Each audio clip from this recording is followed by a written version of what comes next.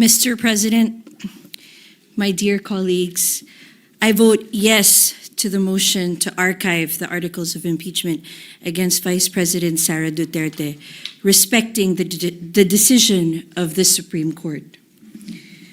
It is undeniable that the Supreme Court has the power under the Constitution to declare an act of a co-equal body as unconstitutional, a power known as judicial review.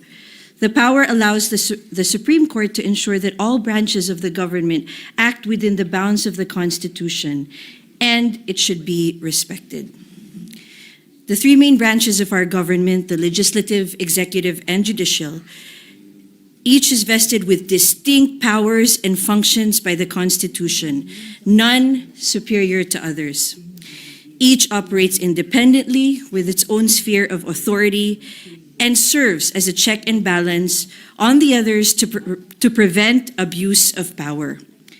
This is the foundation of our democracy, and it ensures the rule of law, accountability, and protection of rights of all Filipinos. In this case, the Supreme Court has spoken.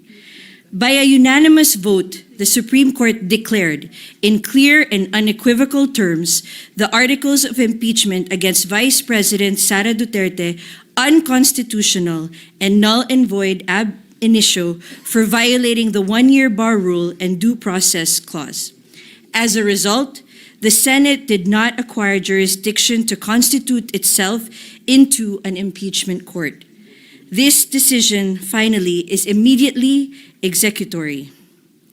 Mr. President, we have heard many good arguments in the recent weeks from both sides. Just today, being the youngest member of this robust body, I have learned so much from our esteemed and distinguished colleagues. But to me, it is simple.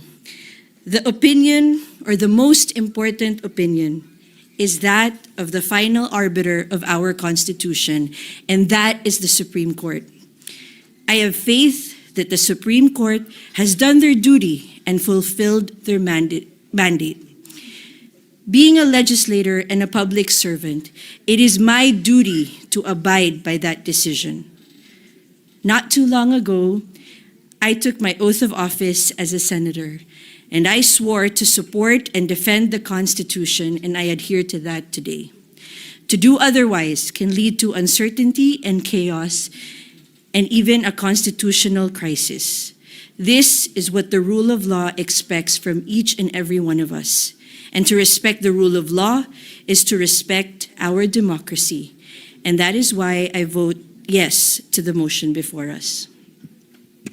Mr. President, dalangin ko sana na maresolba na natin ngayon ito upang mapagtuunan na natin ng pansin ang mga tunay at malalaking problema na hinaharap ng ating bansa at ng ating mga kababayan, katulad ng mataas na presyo ng bilihin, pagkaroon ng wastong hanap buhay, kalusugan at kaligtasan ng bawat Pilipino. Maraming salamat.